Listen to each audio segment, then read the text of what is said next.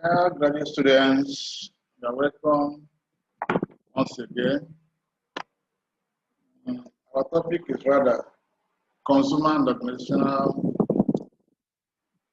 buying processes. So, in this very study, very lecture, we are going to look at, among other things, the process a consumer undergoes before effecting the purchase. We are going to look at the processes a consumer undergoes before making a purchase. As is always the case, we have 3 units. The first one is a consumer buying process at the stages consumer go before making a purchase. The second one is organizational buying process. And that is also the stages of organization that go before making a purchase. And our unit 3, which is the last in the module, is various buying situations or types of buying behavior. Various buying situations or type of buying behavior. Okay, we realize ab initio that in most cases, one do not just jump into purchases. There must be a motivational factors. There must be a drive.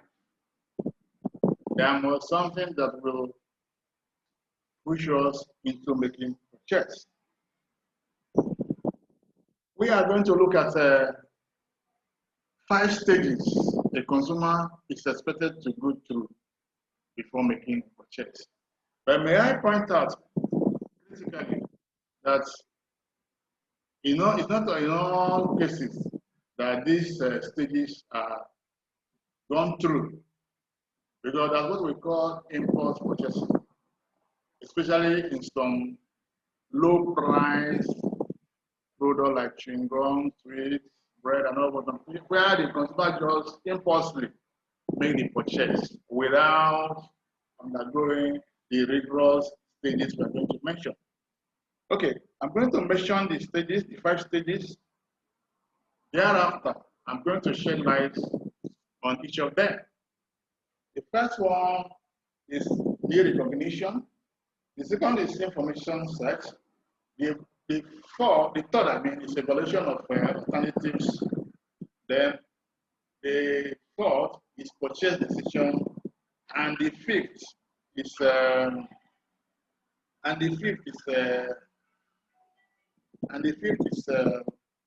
post-purchase decision. Okay.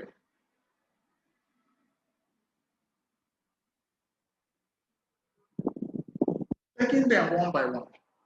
Need recognition.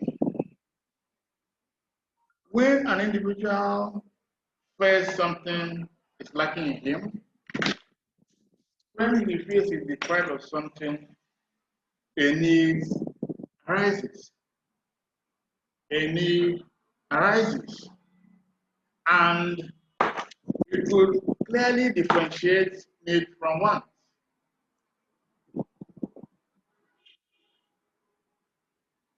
A want is a need shaped by culture. A want is a need shaped by culture. For instance, you might need soup, but you want okra soup.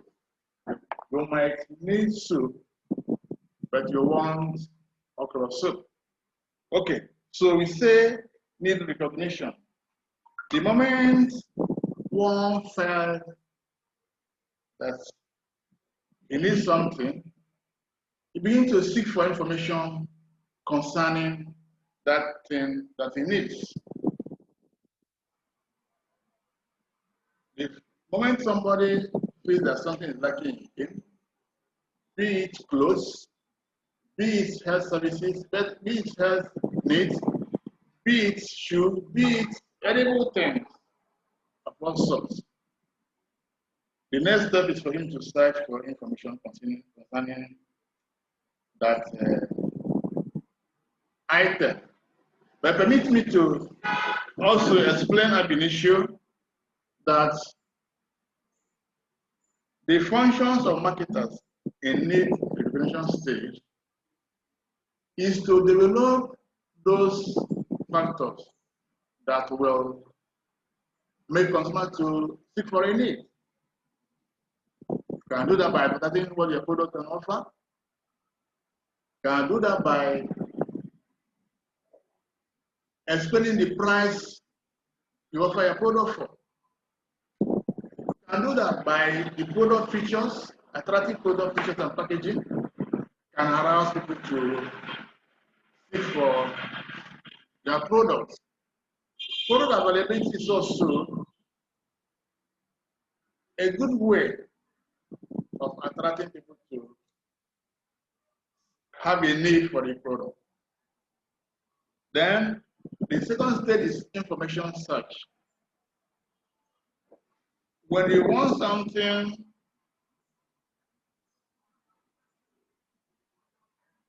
that is not within you, or that you don't have a good knowledge of, you begin to search for information concerning it.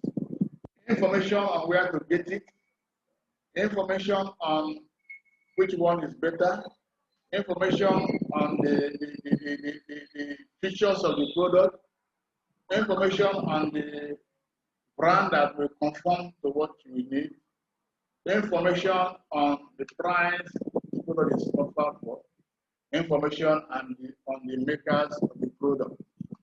All these things are what will come into your mind. Okay. In searching for information, in information searching stage, the job of a marketer is to spot those avenues, those places the consumer normally search for information. Is it through television, so that we should be shooting an advert in television? Is it magazines? Is it in journal? Is it newspapers? Is it in periodical? Is it in trade fairs? Is it in symposium? Is it in seminar that they seek information? We will be able to give them information concerning a number of things that they want to buy. Okay. The other one is evaluation of alternatives. Evaluation of alternatives. When we have accumulated a number of information concerning what you want to buy, what you want to purchase, we have to evaluate them. You have to make comparisons. You have to determine amongst them which one are you going to use. We develop evaluation criteria, possibly based on price tag, possibly based on emotional feeling, possibly based on quality, possibly based on availability, possibly based on stability, and the number of yardsticks that you use to base your evaluation judgment. So marketers are encouraged to try in each case to know those factors consumers or customers use to evaluate product or service so that they could develop their services or products along that side in order to enjoy their patronage. So after evaluating the alternatives that most appeal, that meets customer specifications relatively in terms of its resources, is the one it goes for, and that takes us to stage 4, which is the purchase decision. Consumers take their decisions based on the item or service that has taken their interests, that have all it takes for them to buy the product, that have produced conviction as to which product they are going to buy. So purchase action is very, very delicate. There are cases of somebody after the evaluation, after going around, let us illustrate. You are in the marketplace. You are looking for a product that meets your desire. You visited more than 10 or 5 outlets. Eventually, you landed in the one of them, where you think you have seen the one that mostly meets your need. You now decide to buy the product, and then because of trying to make a purchase, a friend of yours passes by and saw you and came around and asked you, "Hello, my dear John, or my dear James, or Sika, or Ebele, or Victoria, you want to buy this product? Oh, this product has some challenges. We'll be able to maintain it. We'll be able to do what it takes to sustain the challenges this product will face you." I tell you, this conversation will definitely make a difference. It might make you to change your mind. So the emphasis here is that at a purchase decision, the marketer should be very, very clever. Be able to sharpen his mind and action so that you can pay for the products and go for it and go with it. Because any delay would alter your decision. Because we have said more often than not that consumers at times get confused as to why he behaves the way he behaves. Even a little thing, be it a phone call, be it the color or the package or the content of the container of the product could alter your decision. So marketers should do everything possible, especially spotting those unique features of the product that are about to use and capitalizing on it while collecting money from you. It could continue emphasizing those areas that will give you, that has discovered that is your main interest, so that they can, through that, sell the product to you. Then the fifth one is also another interesting and important stage. Of course, marketers attach much importance to that last stage, which is post-purchase behavior. Post-purchase behavior is all about when a consumer has bought the product and used it, his actions and inactions are sufficient. The general belief is that if a customer buys the product and uses it and gives him satisfaction, he is likely to become a loyalist. He is likely to look for the product over and over again. He is likely to be, can even be a fan to the organization. He will make reference. He will be making references. He will be recommending it for his all other colleagues. He will be recommending it for other people to go and buy the product. And the product gives nice satisfaction. That he has tested and then trusted the product. So marketers are advised to develop a product that will give consumer satisfaction for possible repeat purchase, loyalty, retention, increase in sales, increase in market share, and increase in profits, which will definitely sustain the organization. On the other way around, a dissonance could be developed,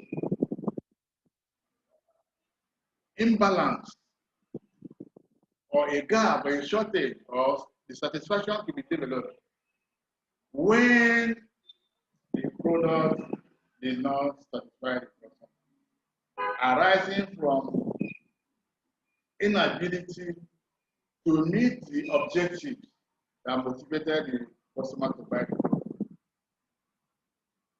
Marketers are advised as much as possible to engage in those things that will reduce dishonor, like after sales service, making of phone calls to determine whether the product is giving the required service or not, product directions on usage, maintenance, installation, and a number of after sales services, paying complimentary, creating relationship between the buyer and himself, so that the buyer will have a free mind as to accommodate or relate with the seller when the product did not give the desired satisfaction. As a matter of fact, there have been a lingering issue as to why organizations still go about developing products as a short of their claim. In some quarters, there is this belief that a good number of the consumers do not have a deep knowledge of what the product is all about, or that they can forego the suffering they might have undergone through and still come back to patronize.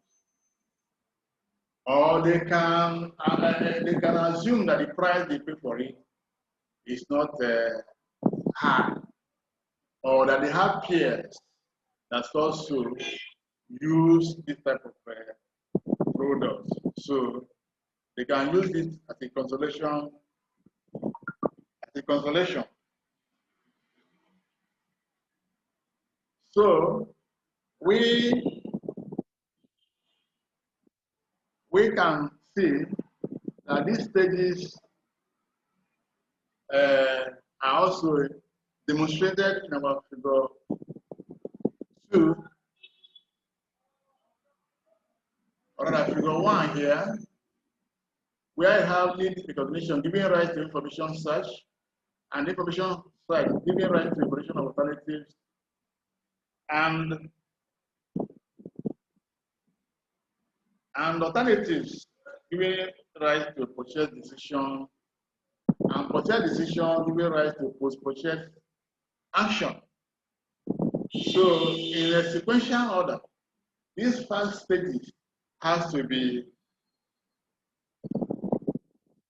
accomplished before a purchase is made in normal consumer buying processes. In normal consumer buying processes. Okay, we shall move to Unit 2, where we want to look at how the process of stages organization go through before they make a purchase. We had in part of distinguishing, differentiating consumer buying behavior from that organization, we highlighted a number of things. If not for anything, remember we said that of consumer buying is rather a purchase made by individual or for your personal use or for household goods, or purchased by household or family. While the organization buying is purchase made by organization whole and entire for either usage or in terms of using it without using it directly, or using it in form of raw materials to produce more goods or another good, or they are using it for a resale. So these are the categories. These are the likely things or likely reasons why organizations make purchases. But then, even though we have gone through the stages for that of consumers, that of organizations seems to be stretched, seems to be lengthy, Because we are now at that of the stages of consumer is 5, that of organization is 8. And we shall look at those 8 stages to find out how this can be described. So just like that of consumer buying, you have a problem recognition, just like need recognition. Organization may have a need to buy a product, and they have a problem of that because they lack a particular item. It could be a set of computer, it could be a set of certain raw material, it could be a refrigerator, it could be a ceiling fan or stable fan, it could even be office equipment that they are lacking. That the problem has been stated that most of the jobs are not going smoothly. So it becomes a problem. And I want to point out that where they make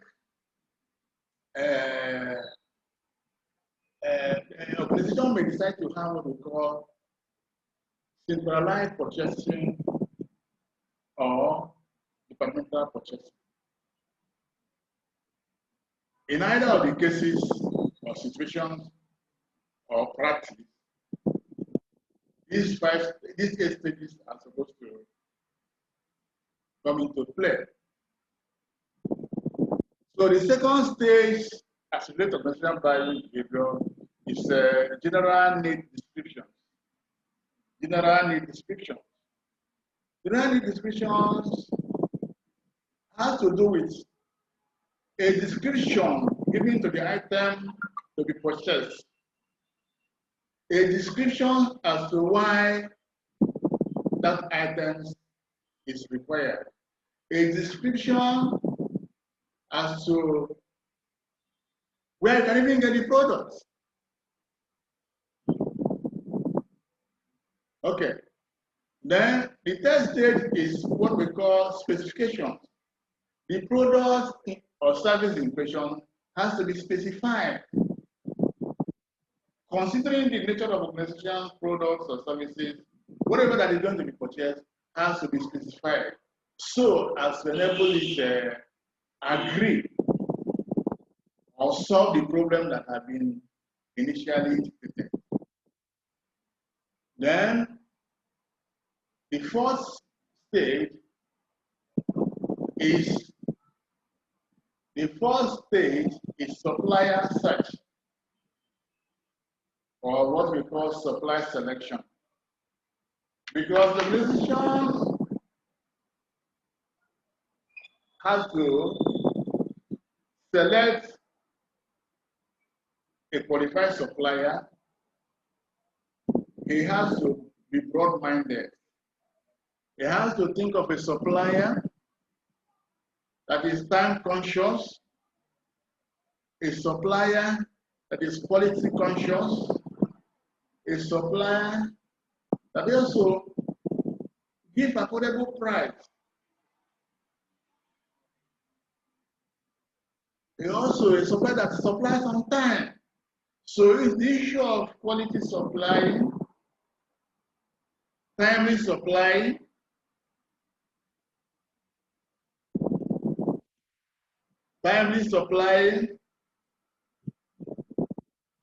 reliability, affordability, price, all have to come into consideration. Because you cannot go for a supply that will supply you, that will give you substandard materials or services. Neither will you go for a supply that will not be conscious in supplying on time. In the same way, you're also talking about the price. Because you want to get a price that is commensurate with the quality of product that you are giving. Then the other stage is the sixth stage, is proposal solicitation. You could go into competitive bidding or negotiations, depending on any type of process or stage the organization wishes to go into. So if it is negotiations, then there will be a kind of agreement, and agreed they will reach at a point where both the buyer and seller, whereby the seller and organization might have agreed. Under that point, that the order is being placed. When they did not agree, then they cannot even, it's the kind of contract agreement. Proposal solicitation covers contract agreement, covers a whole number of things that are inherent in that purchase. Then the seventh one is supply selection. After you have searched over and over, and then come up with a proposal, it is the supplier that meets up with what you want, that are going to select, that are going to choose. The supplier whose proposal has conformed, has suited your own desire, that are going to. So the supplier whose terms of business has agreed with you, that are going to choose. Having chosen that, then you place your order. You describe your order routine specification. The method of you are going to order and the method you are going to be supplied. In terms of quantity, in terms of period, in terms of order available, order arrangements. So it is necessary, and very necessary for that matter, that the order you are going to conform with or agree with will give you the desired aim for the satisfaction of the organization. So in summary, in relation to this unit 2, the organization buyer represents one buying organization. It will be for production, usage, or research. And so that the organization buying involves 8 stages. Also, solution purchase make all use of experts, professionals, and top management opinion. So before a purchase is made, management makes use of experts and top management and professionals who have a good knowledge, about what is going to be purchased. Dear students, we are moving to the last unit in this model, which is rather a nice one in that indeed, and it's called various buying situations or types of buying behavior. Various buying situations or buying behavior or type of buying behavior. So under that we have what we call complex buying behavior. Complex buying behavior. Complex buying behavior is that purchase involving